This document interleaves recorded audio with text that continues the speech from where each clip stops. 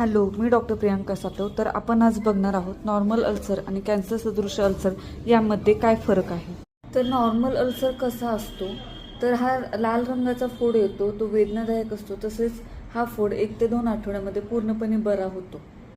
कॅन्सरची लक्षणे दर्शवणारा अल्सर यामध्ये लाल व पांढरे चट्टे दिसून येतात. तसेच हे चट्टे जीभ, टाळू, ओठ, गालाचा आतला भाग या कोणत्याही भागात येऊ शकतात. तसेच हे अल्सर 2 ते 3 आठवड्यांपेक्षा जास्त काळ टिकून राहतात. नॉर्मल अल्सर येण्यामागे काही ना काही कारण असते, जसं की व्हिटॅमिन B12 डिफिशियन्सी, अति स्ट्रेस घेणे किंवा तोंडात एखादी वस्तू टोचणे, त्या ठिकाणी अल्सर येऊ शकतो. नॉर्मल अल्सर हा 2 आठवड्यांपर्यंत पूर्णपणे बरा होतो.